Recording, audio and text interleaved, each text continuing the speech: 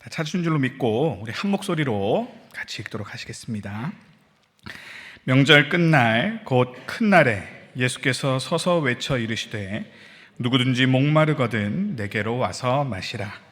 나를 믿는 자는 성경의 이름과 같이 그 배에서 생수의 강이 흘러나오리라 하시니 이는 그를 믿는 자들이 받을 성령을 가리켜 말씀하신 것이라.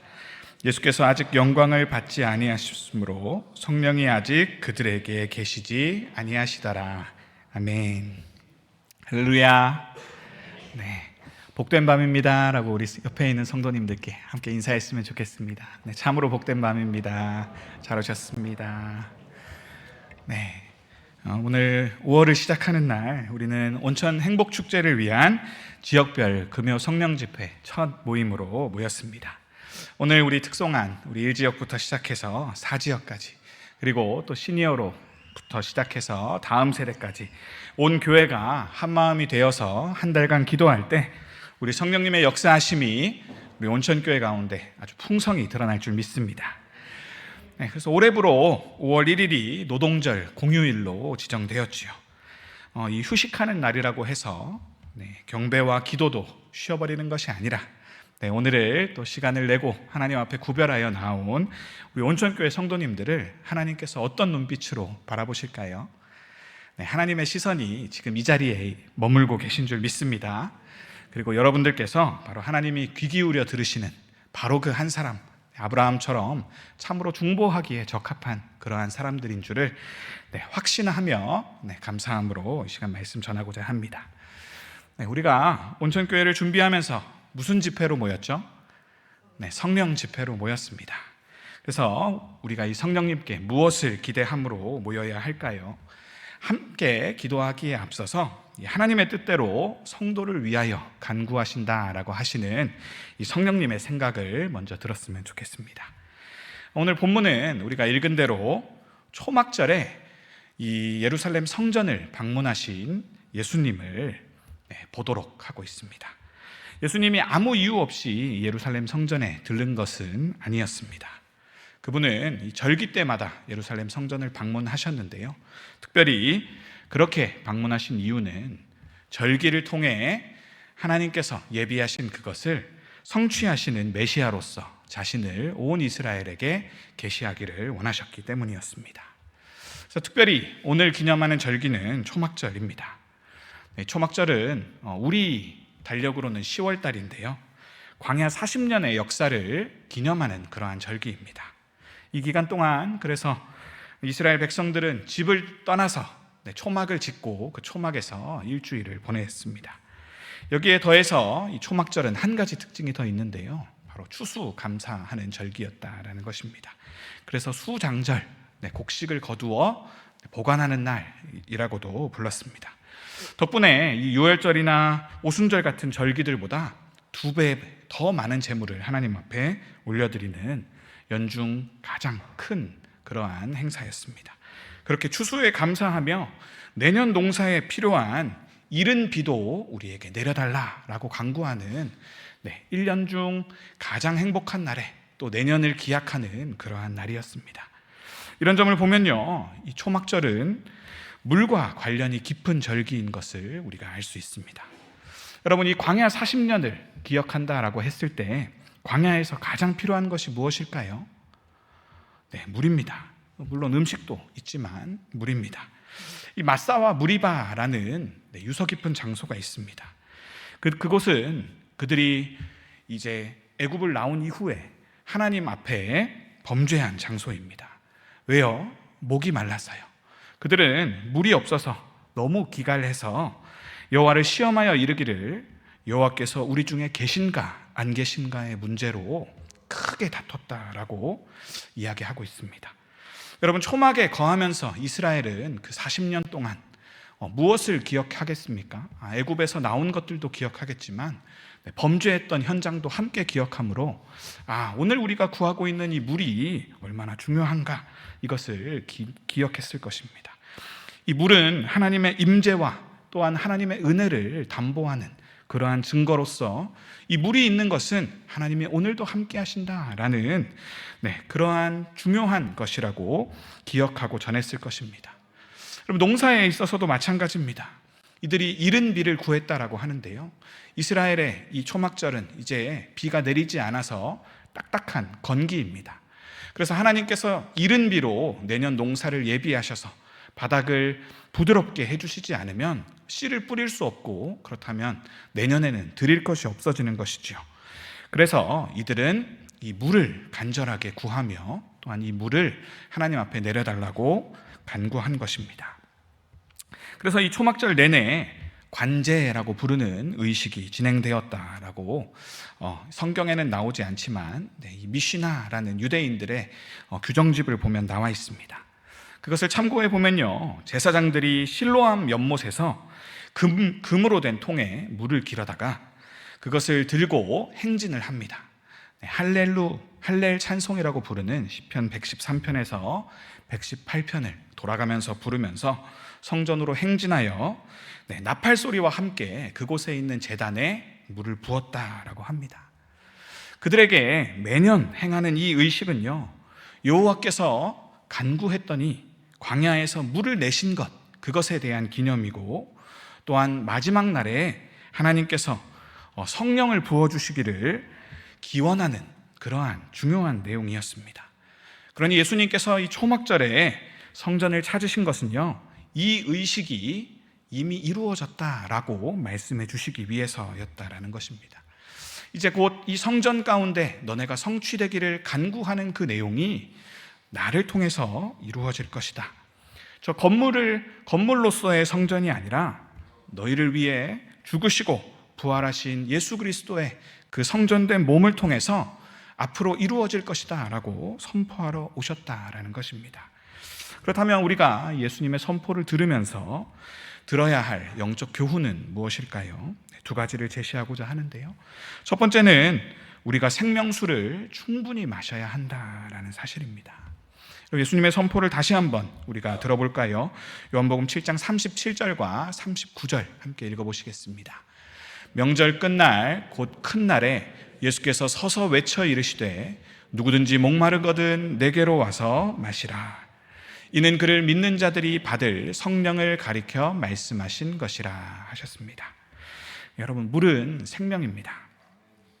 저는 군대에서 행군을 하고 그 행군을 할 때 이 물의 소중함을 비로소 깨달았습니다. 그 전에는 농구 끝나고 나면 목마르다, 그냥 목마르다 정도였지 내가 목이 말라 죽겠다 한 적은 없었습니다. 그런데 이 완전 군장, 한 30kg가 넘는 짐을 싸고 20km도 넘는 길을 걷다 보니 이 손바닥만한 수통으로는 아무리 마셔도 그 목마름이 채워지지 않았습니다. 그렇게 행군길을 마치고 돌아오니 몸무게가 6kg가 줄었습니다. 여러분. 근데 밥과 물을 먹고 다음날 자고 일어나니까 4.5kg가 다시 쪘습니다. 여러분, 우리가 평소에는 이 물의 소중함에 대해 느끼지 못하지만요, 우리 몸의 60% 내지 70%를 뭐가 차지한다고요? 물이 차지한다더니 정말이구나 라는 생각을 그때 처음으로 해봤습니다. 그럼 물이 없으면 죽습니다. 몸무게가 얼마나 빠진다고요? 6kg 정도 빠져나갈 수도 있구나라는 사실입니다. 여러분, 그러나 우리가 그런 목마름도 느끼면서 살지만 우리의 영적 목마름에 대해서는 얼마나 의식하며 살고 계십니까? 성경을 보면 시편 기자가 하나님이여 사슴이 시냇물을 찾기에 갈급함 같이 내 영혼이 주를 찾기에 갈급하니이다 이야기하죠. 여러분, 이런 영적 기갈이 우리의 마음 중심에 있습니까? 우리가 일상 중에서 내 목마름을 잘 느끼지 못하는 것처럼 혹시 우리의 영적 기갈도 잘 느끼며 살지 못하는 것은 아닙니까? 여러분, 초막절은 이 안락한 집을 떠나서 이 광야의 40년을 기념한다고 하지만 우리도 그 불편함 가운데 다시 처함을 인해서 그 목마름을 상기시키는 절기였다라는 것입니다. 그래서 느헤미야서 8장을 보면요, 포로 생활에서 귀환한 백성들이 이 초막절에 모여서 율법을 낭독하여 듣게 하라라는 신명기의 말씀을 읽고 그것에 순종한 내용이 나옵니다. 그때 그들의 기도를 보면요, 이 초막절을 상기하는 이스라엘의 역사를 되돌아보는 기도였습니다. 느헤미야 9장 15절로 20절까지 말씀인데요. 그냥 간단하게 빨간 글씨만 보도록 하겠습니다. 그들이 광야에 있을 때 굶주림 때문에 양식을 구했더니 주셨고, 목마르다고 했더니 반석에서 물을 내시고, 옛적에 손을 들어 맹세하시고 주겠다고 하신 땅을 들어 차지하라 라고 말씀했으나 조상들이 교만하고 목을 곧게 해서 그 명령을 듣지 않았습니다 합니다.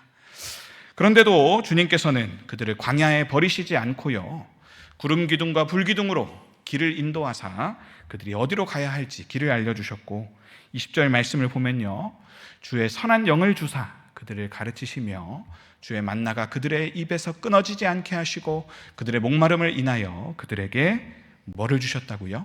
네, 물을 주셨다라는 것입니다. 여러분, 그래서 그들은 이 목마름을 상기합니다. 그 목마름은요, 단순히 광야에서 내가 먹을 물, 당연히 그것도 포함하는 것이지만요, 그들이 하나님 앞에 또 구해야 되는 한 가지 제목이 있었는데요, 그것은 우리를 왜 애굽에서 끌어내서 여기 놨고 우리를 어디로 인도하셔서 무엇을 하기를 원하십니까? 라는 존재 이유와 정체성에 관한 것이기도 했다라는 것입니다. 여러분, 그래서 우리가 마시기 위해 사는 것이 아니라 살기 위해 마신다라고 한다면요, 여기서 또한 이 영적인 목마름이라 한다면 산다는 것은 무엇이고 우리의 삶에는 어떤 의미가 있는가, 그것에 대한 내용이었다라는 말입니다.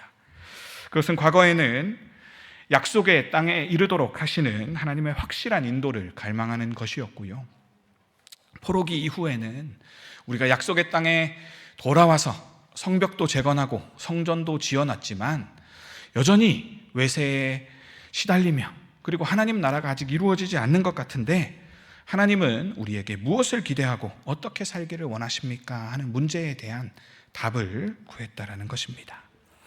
그런 그들에게 이 초막절에 예수님은 성전에 나타나셔서 예수님께서는 우리에게 성령님을 보내주심으로 말미암아 너희의 모든 목마름을 해결해 주시겠다라고 말씀하고 있습니다. 그럼 그것은 어떤 의미입니까? 이들이 육체적으로도 목마르지 아니할 것이지만 광야 한가운데에서도 구름 기둥과 불 기둥으로 인해서 40년을 견딜 수 있었던 그 힘, 그들을 살아가도록 하는 그 힘, 그것을 오늘 우리에게도 주시겠다라는 것입니다.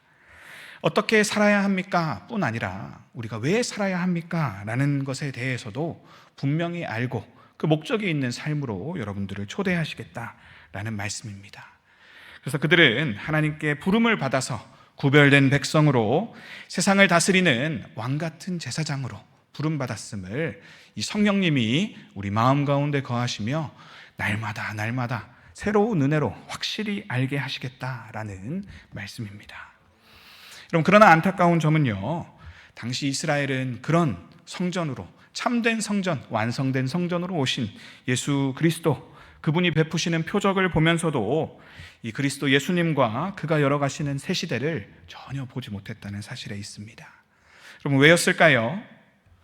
아마도요, 그들이 오늘도 행하고 있는 세상의 구원과 갱신을 위해 드리는 그 관제, 그 의식을 행하면서도 그 의식의 진정한 의미와는 상관없이 육적인 것만을 구해서일지도 모르겠습니다.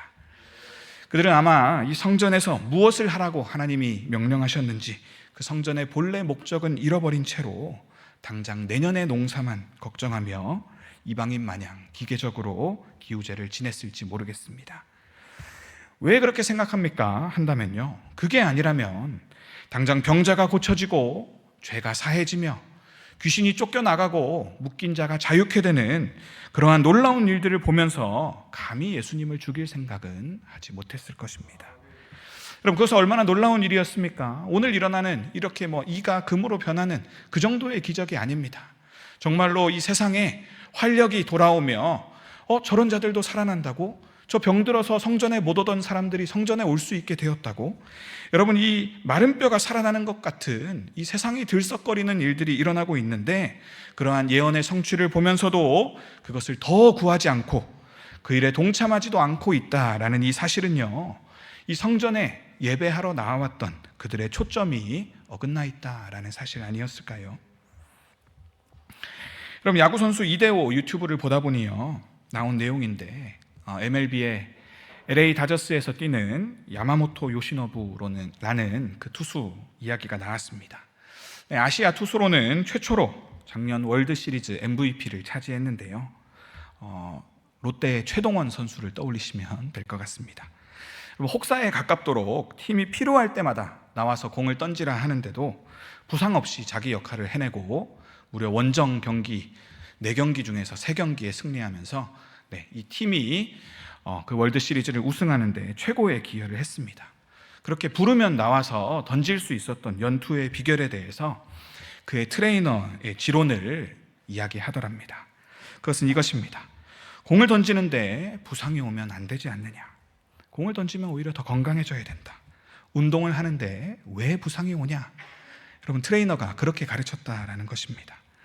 물론 이 영상에서의 강조점은 몸의 중심과 밸런스를 찾아서 그거에 오랜 노력을 기울여서 좋은 폼으로 무리하지 않고 던지기 때문에 그가 그렇게 연투를 할 수 있었다라는 데 방점이 있었습니다. 그러나 그 말 뒤에 숨어있는 더 깊은 의미는요, 야구를 일같이 하는 것이 아니라 운동같이 하라라는 그러한 의미가 있었다라고 저는 생각합니다. 결국 돈 벌려고 하는 일이지만 네가 이 일을 왜 시작했는지 기억해봐라. 야구가 좋아서 아니었냐? 깎여가며 운동하는 것은 너에게 손해다라는 것입니다. 잠깐의 퍼포먼스를 내려고 운동 인생 전부를 버리는 것은 못할 짓이다라고 이야기하는 것처럼 들렸습니다. 여러분, 단어만 몇 개 바꿔볼까요? 전도하는데, 기도하는데 영적인 부상이 오면 안 된다. 오히려 영적으로 더 건강해져야 되는 것이 아니냐?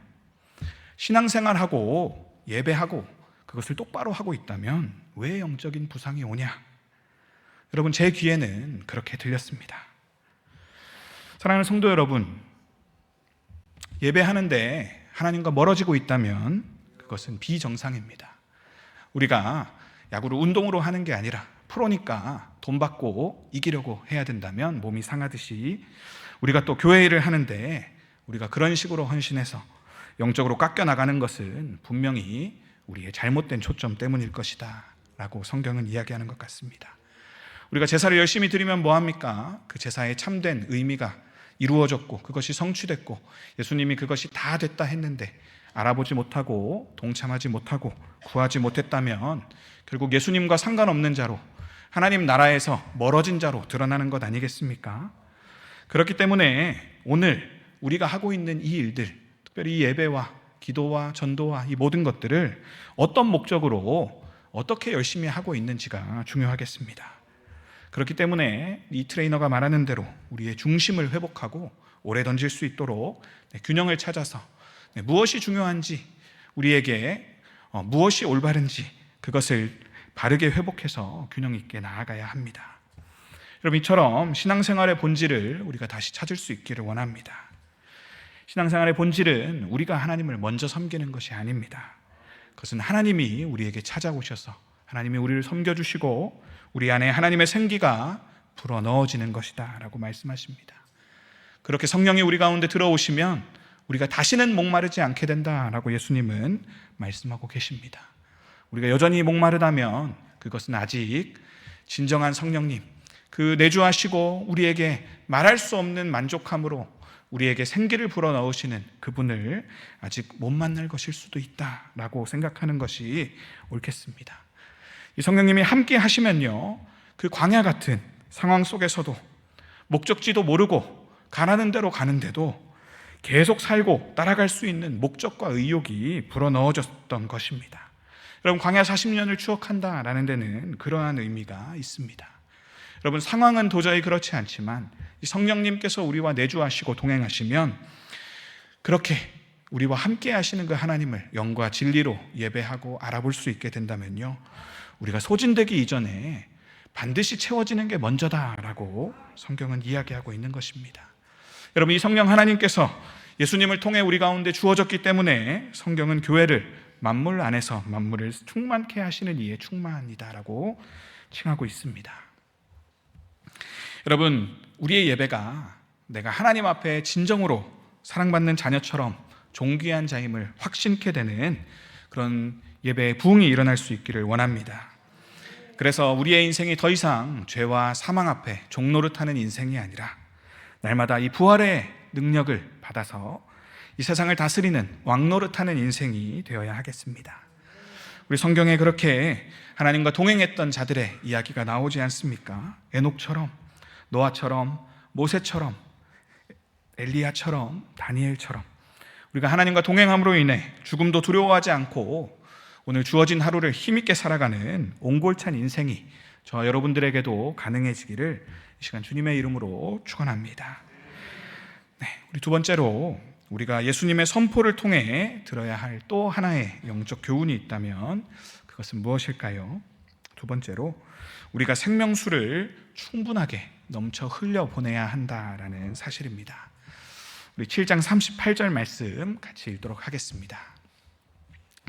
나를 믿는 자는 성경의 이름과 같이 그 배에서 생수의 강이 흘러나오리라 하시니. 아멘.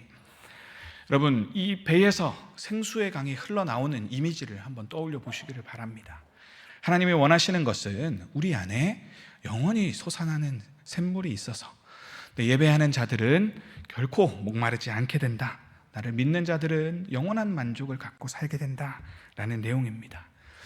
여러분, 이것은 딱 이 이스라엘 사람들이 그 관제, 그 초막절에 드리던 예배를 통해서 하나님 앞에 구하던 것입니다. 여러분, 이들이 광야에서 구했더니 하나님이 무엇을 주셨다고요? 네, 물을 주셨습니다.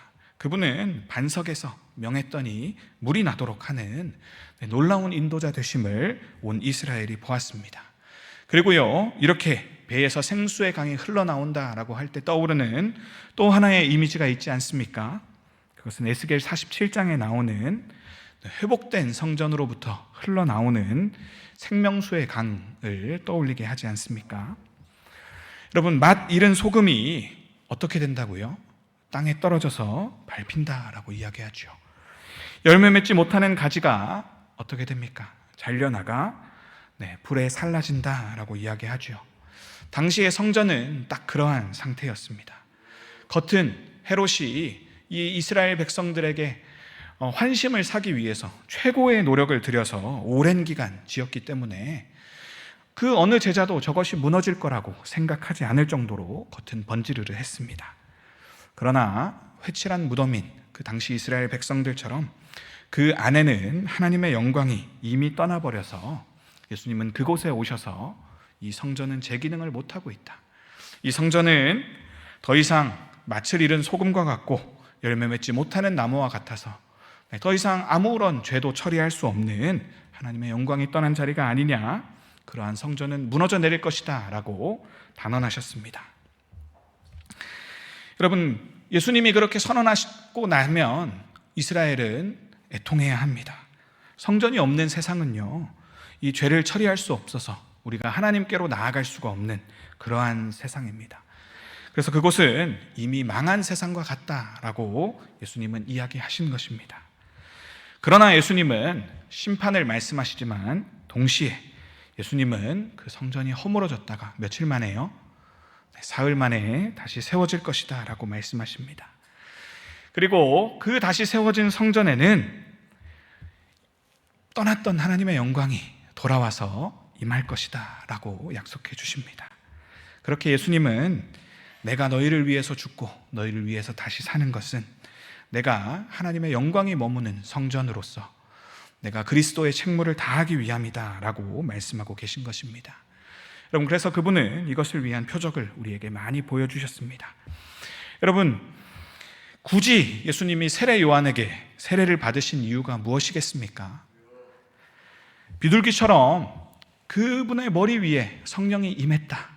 그리고 하나님이 그를 내 아들이라 부름으로써 하나님과 우리 사이를 중재하기에 충분하다라는 하나님의 영광을 이 세상 가운데 알려주시기 위함이었습니다. 여러분, 그렇게 하나님으로부터 성령을 수여받은 이 예수님께서는 그분의 죽으심과 부활을 통해 왕으로서 권세를 얻으신 후에 이 죽음과 사망의 권세와 싸워 승리하시고 전리품으로써 믿는 모든 자들에게 성령님을 나누어 주시겠다 약속하고 계신 것입니다. 그렇게 그분이 이 죄와 사망을 물리치시고 이기셔서 그 성령님을 우리에게 나눠주실 때 어떤 일이 일어난다고요? 우리의 배에서도 생수의 강이 흘러나오는 놀라운 일들이 일어날 것이다 약속하고 계신 것입니다. 그때가 바로 에스겔의 환상이 성취될 때다. 예수님은 선언하고 계십니다. 여러분, 그때는 얼마나 놀라운지 문지방 아래로 그냥 물이 스며 나오는 것 같은데도 멀리 갈수록 발목을 덮고 우리의 무릎이 잠기고 헤엄칠 정도로 물이 깊어지는 것이 가능해지는데, 그것이 가능한 이유가 무엇이냐? 바로 믿는 우리에게서도 생명수가 흘러나올 것이기 때문이다라는 것입니다. 여러분, 성경은요, 그와 같은 물의 힘이 얼마나 대단한지, 그렇게 하나님 예수님을 믿는 자들이 그 물의 풍성함을 얼마나 누릴 것인지, 그 물이 죽은 바다인 사해조차도 살릴 것이다 라고 말씀하고 계십니다. 그것이 에스겔의 환상이지요. 47장 8절과 9절 말씀 우리 같이 읽어보겠습니다. 그가 내게 이르시되 이 물이 동쪽으로 향하여 흘러 아라바로 내려가서 바다에 이르리니 이 흘러내리는 물로 그 바다의 물이 되살아나리라. 9절입니다. 이 강물이 이르는 곳마다 번성하는 모든 생물이 살고 또 고기가 심이 많으리니 이 물이 흘러 들어가므로 바닷물이 되살아나겠고 이 강이 이르는 각처의 모든 것이 살 것이며. 아멘. 여러분, 이 물이 흐르는 곳마다 어떤 일이 일어난다고요? 살아나고 살아나고 살아나는 일이 일어날 것이다. 심지어는 죽은 바다 사해도 살아날 것이다 이야기하신 것입니다. 그뿐 아니라요, 예수님의 비전은 그보다 더 큰 것입니다. 지중해로도 흘러서 당시에 알고 있던 사람들의 땅끝, 그 모든 세계 역시도 살리실 것이다 라고 성경은 선포하고 있습니다. 온 세상이 두려워하던 그 깊은 바다, 죽음의 깊은 물조차 정복되고, 그래서 에덴이 회복될 것이다 라고 성경은 선언하고 있습니다. 스가랴 14장 8절 말씀부터 읽겠습니다. 그날에 생수가 예루살렘에서 솟아나서 절반은 동해로 절반은 서해로 흐를 것이라. 여름에도 겨울에도 그러하리라. 아멘.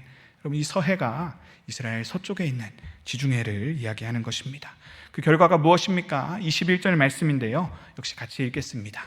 예루살렘과 유다의 모든 솥이 만군의 여호와의 성물이 될 것인즉 제사 드리는 자가 와서 이 솥을 가져다가 그것으로 고기를 삶으리라. 그날에는 만군의 여호와의 전에 가나안 사람이 다시 있지 아니하리라. 아멘.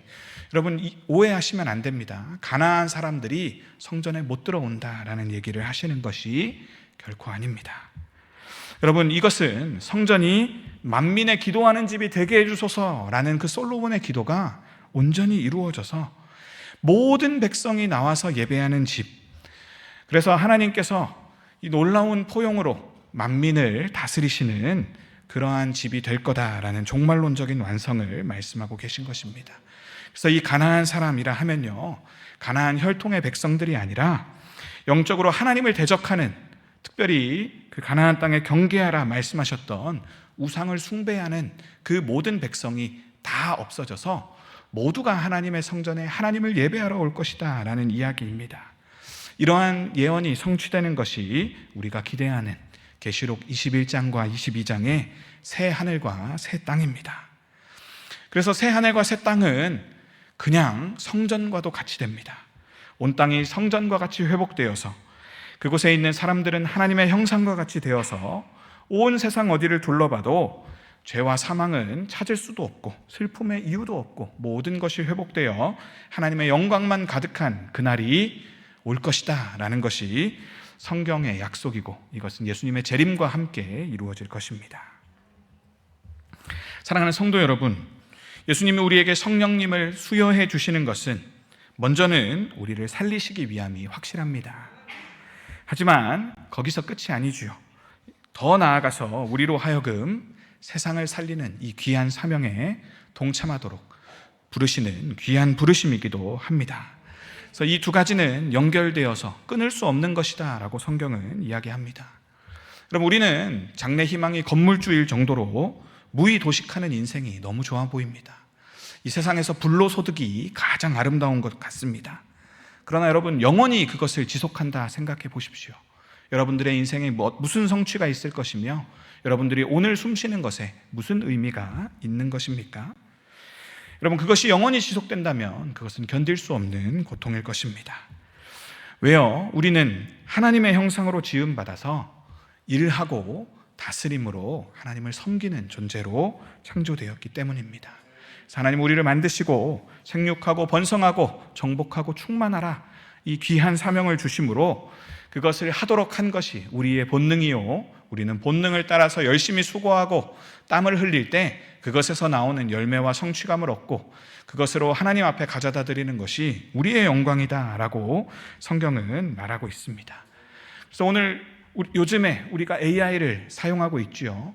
우리의 일을 위임하고 있습니다. 그래서 에이전틱 AI, 이제는 그들을 우리의 하는 모든 일들을 대행시킨다라고 말할 때 에이전트라고 하죠. 그것처럼 우리는 하나님을 대신해서 이 땅에 다스리는 존재로 보냄받은 존귀한 존재다라고 합니다. 그러나 그렇게 우리는 일을 해야 되지만 그 일은 썩어질 것을 위한 일이 되어서는 안 되고 영원히 가치 있는 것을 위한 것이어야 한다라고 예수님은 말씀해 주고 있는 것입니다. 그래서 너희의 소명은 너희의 사명이 회복되는 것이다.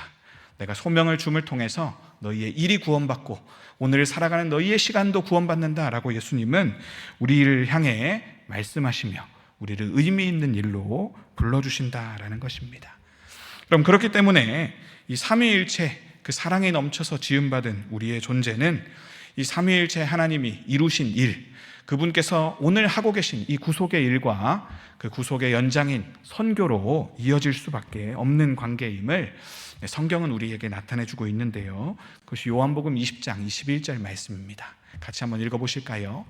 예수께서 또 이르시되 너희에게 평강이 있을지어다. 아버지께서 나를 보내신 것 같이 나도 너희를 보내노라. 아멘. 여러분, 예수님이 성전되신 것은 이 땅에 성전됨, 대제사장으로서 이 땅의 죄와 사망을 이기기 위해서였기도 하지만 우리를 작은 성전으로 그분을 닮은 존재로 만들어서 온 세상을 구원하기 위한 첫걸음이기도 하셨다. 그래서 그분을 첫 열매다라고 성경은 이야기하고 있습니다. 그래서 이 선교는 삼위일체 하나님의 존귀한 사역이고 그 일은 예수님이 이 땅에 오실 때부터 기획한 것이다라고 한 학자가 책에 인용한 말이 있는데요, 써놓은 말이 있는데요, 같이 한번 읽어보도록 하겠습니다. 선교는 아버지에게서 기원하고 아버지가 주도하신 것이며 아들 예수가 구속으로 기초를 놓고 신적으로 중재한 것이며 또 다른 보내주는 임재이며 진리의 영인 성령님이 오늘도 지속하고 능력을 부여하는 것이다. 그래서 이 선교는 삼위 하나님의 구속 사역이고 결국 하나님의 뜻을 이루는 온전한 일임을, 가치 있는 일임을 성경은 우리에게 알려주고 있다라는 것입니다. 여러분, 우리는 교회로 부름받았습니다. 이 교회는 삼위 하나님의 놀라운 창조물이다. 예수님은 이것을 위해 돌아가셨다. 성경은 강조하지요. 교회를 어떻게 부르고 있습니까? 교회는 하나님의 백성, 예수 그리스도의 몸, 그리고 성령의 전이다 이야기하고 있습니다. 그럼 삼위 하나님이 이것을 위해 열심히 오늘도 졸지도 주무시지도 않고 일하시고 계십니다. 예수님의 오심으로 인해 이미 이 땅에 교회가 이루어진 것은 이 땅에 하나님 나라가 시작되었다라는 이야기입니다. 그러나 아직 완성되지는 않아서 우리는 그 사이 어딘가에서 이 하나님 나라를 위해 일하는 요원들로 하나님은 우리를 부르셨다라는 것입니다. 그래서 그분의 일에 참여해 본 사람들은 알게 됩니다. 무엇을요? 존재적인 충만과 참으로 우리의 영혼이 만족하는 일이 무엇인가라는 사실을요. 그렇게 이 일에 참여함을 통해서 우리는 의미 있고 진정 살아갈 만한, 영원을 준비하며 영생을 누릴 만한 그분의 자녀답게 변해갑니다. 그래서 오늘 우리가 이 섬김의 자리로 부름받는 것은 하나님께서 자녀들을 양육하시는 제왕학 훈련과도 같음을 우리가 알고 특권으로 누리고 이 일에 헌신하며 나아갔으면 좋겠습니다. 그렇게 이 끝이 정해진 우리의 짧은 삶은요, 이 다음 영원히 살아갈 천국의 마중물이자 리허설이다라고 생각한다면 오늘 우리가 어떤 일을 하며 살아가야 될지가 더 분명해지는 것 같습니다. 그럼 제가 박혜영 작가의 드라마를 참 좋아합니다. 인간에 대한 깊은 통찰이 많이 드러나기 때문입니다. 바빠서 아직 못 봤는데요. 최근에 드라마가 나왔다라고 합니다. 제목이 모두가 자기 자신의 무가치함과 싸우고 있다라는 제목입니다. 너무 길어서 사람들이 모자무싸라고 부른답니다. 혹시 스포를 보게 될까봐 내용은 전혀 찾아보지 않고 있습니다만, 그러나 이 제목만 봐도 이 제목이 우리의 마음을 찌릅니다. 정말로 이 세상 모두는 스스로의 무가치함 때문에 고통받고 있습니다. 내가 무엇을 위해 사는 거지? 오늘 내 삶에는 어떤 목적이 있지? 열심히 먹고 마시는 일에 힘쓰며 살고는 있는데 벌어서 어디에 갖다 쓰지? 무엇을 해야 우리가 만족감을 느끼고 온전한 성취감이 있을까? 알고 보면 내 삶은 무가치한 것 아닐까? 여러분, 이렇게 답을 모르는 인생은 죄와 사망의 법 아래서 결국에는 죽을 이 썩어짐의 종노릇하면서 살아가고 있습니다. 여러분, 그런가 하면요, 최근 악동 뮤지션이 또 신곡을 발표했지요. 소문의 낙원이라는 노래도 유행하고 있습니다. 여러분, 참 이 모두가 자기의 무가치함과 싸우고 있는 이런 세상에 지치고 병든 나그네여, 외톨이 나그네여, 당신의 불치병은 그곳엔 존재할 수 없어요 라고 말하며 용기를 내서 바벨론 같은 도시를 떠나 이 사랑이 넘치는 그런 소문의 낙원으로 오라라고 외치고 있습니다. 그럼 우리 온천 행복축제도 모두가 자신의 무가치함과 싸우고 있는 이러한 세상에 이 소문의 낙원을 전해줄 수 있는 복된 계기가 될 수 있기를 원합니다. 우리는 그 일을 위해서 부름받았습니다. 천국은 예수님이 이미 우리를 위해 죽고 부활하심으로, 그리고 하늘에 오르셔서 왕노릇 하심으로 시작되었습니다. 우리는 그 왕의 위임을 받아 오늘 이 땅 가운데 주님의 손과 발로 세워진 자들입니다.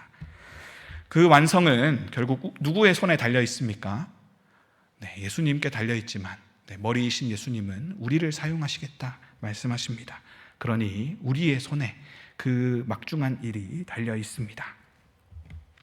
그럼 오늘 본문이 보여주는 이 이미지를 생각하며 나는 생명수가 내 배로부터 흘러나오는 작은 성전이구나. 오늘 내 안에는 영원히 목마르지 않는 그러한 만족을 주는 성령님이 계시구나. 이 사실을 분명히 붙드시고, 그리고 그러한 생명수가 흘러나오는 성전으로 우리가 연합하여 그리스도 안에서 함께 지어져 갈 때 우리는 저기 죽어가는 저 사해바다도 능히 살릴 만한 그러한 놀라운 일들을 행할 수 있구나라는 확신의 이 시간 성령님을 통해 우리 가운데 부어지기를 소원합니다.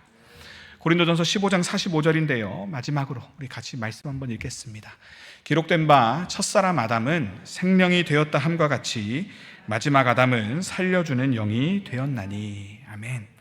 여러분, 마지막 아담이신 예수님은 살려주는 영으로 이 땅 가운데 오셨습니다.